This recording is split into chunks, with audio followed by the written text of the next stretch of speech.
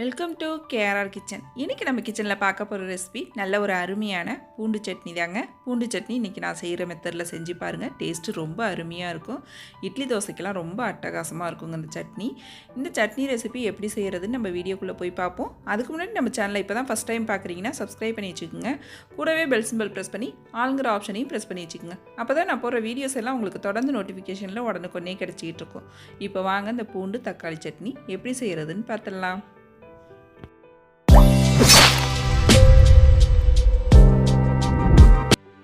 இப்போ சட்னி செய்கிறதுக்கு அடுப்பில் ஒரு கடாய் வச்சுருக்கேன். இதில் ஒரு 2 டீஸ்பூன் அளவுக்கு எண்ணெய் சேர்த்துக்கிறேன்.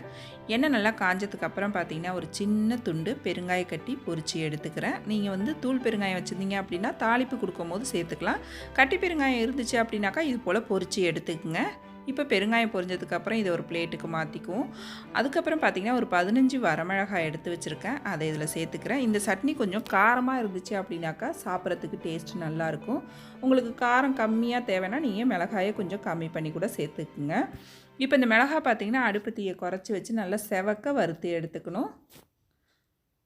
இப்போ மிளகாய் நல்லா இந்த அளவுக்கு வறுபட்டதுக்கப்புறம் ஒரு பிளேட்டுக்கு மாற்றி வச்சுக்கிறேன். இப்போ இதிலே பார்த்திங்கன்னா 1 டேபிள் ஸ்பூன் அளவுக்கு உளுந்து எடுத்து வச்சுருக்கேன். இதையும் நல்லா செவக்க வறுத்து எடுத்து வச்சுக்குவோம்.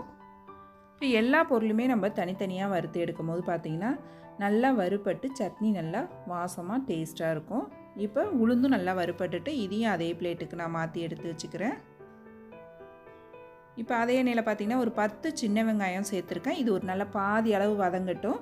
இந்த சட்னிக்கு பார்த்திங்கன்னா வெங்காயம் கம்மியாகவும் பூண்டு அதிகமாகவும் சேர்க்கணும். பூண்டு அதிகமாக சேர்க்கும் போது சட்னியோட டேஸ்ட்டு இன்னுமே நல்லாயிருக்கும். நான் இன்றைக்கி 2 முழு கட்டி பூண்டு எடுத்து உரித்து வச்சுருக்கேன். இது ஒரு 30லேருந்து 35 பல் இருக்கும் இந்த பூண்டு பல். இப்போ இது நல்லா வதக்கிக்கும். இந்த எண்ணெயில் நல்லா செவந்து வதங்கி வரணும். நீங்கள் அடுப்பை தீயை குறைச்சி வச்சு வதக்குனீங்க அப்படின்னாக்கா நல்லா வதங்கி வரும். அப்போ தான் டேஸ்ட்டு நல்லாயிருக்கும்.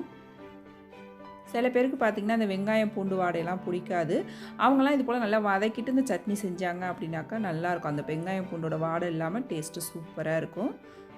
இப்போ இதிலே திரும்பவும் ஒரு 2 டீஸ்பூன் அளவுக்கு எண்ணெய் சேர்த்துக்கிறேன். எண்ணெய் காஞ்சதுக்கப்புறம் ஒரு சின்ன துண்டு புளி எடுத்து அதையும் நல்லா இந்த எண்ணெயில் வறுத்து எடுத்துக்குவோம். புளி சேர்க்கும் போது இன்னுமே டேஸ்ட்டு நல்லா எடுத்து கொடுக்குங்க.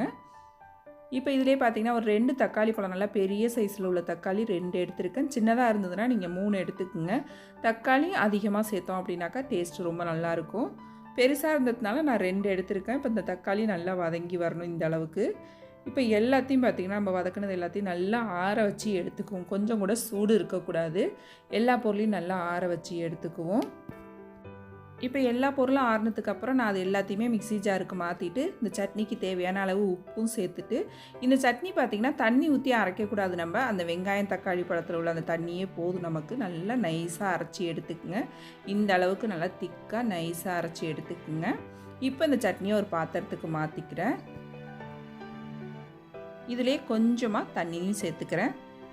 இந்த சட்னியை நீங்கள் ஒரு 2-3 நாள் வச்சுருந்து சாப்பிட போகிறீங்க அப்படின்னாக்கா நீங்கள் எண்ணெயில் நல்லா ஒரு 2 செகண்ட் வதக்கிடுங்க. தாளிப்பு கொடுப்போம்ல, அப்போது ஒரு 2 டேபிள் ஸ்பூன் நல்லெண்ணெய் சேர்த்து கடுகு உளுந்து தாளிச்சிட்டு இந்த சட்னியும் சேர்த்து தண்ணி சேர்க்காமல் நல்லா வதக்கி எடுத்து வச்சிட்டிங்கன்னா நல்லா 2-3 நாளைக்கு வச்சுருந்து சாப்பிட்லாம்.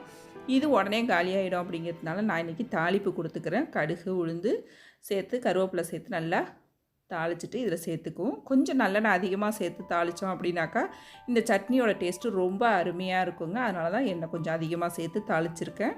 நீங்களும் இந்த சட்னி ரெசிப்பியை நான் இன்றைக்கி சொன்னது போல் செஞ்சு பாருங்கள். இட்லி தோசைக்கெலாம் ரொம்ப அருமையாக இருக்கும். செஞ்சு பார்த்துட்டு எப்படி இருக்குன்னு எனக்கு கமெண்ட் பண்ணுங்கள். என்னோட ரெசிபி பிடிச்சிருந்துன்னா லைக் பண்ணுங்கள், ஷேர் பண்ணுங்கள். மறக்காமல் கேஆர்ஆர் கிச்சனை சப்ஸ்கிரைப் பண்ணி வச்சுக்கோங்க. நாளைக்கு வேறொரு ரெசிபியோடு சந்திப்போம். தேங்க்ஸ் ஃபார் வாட்சிங்.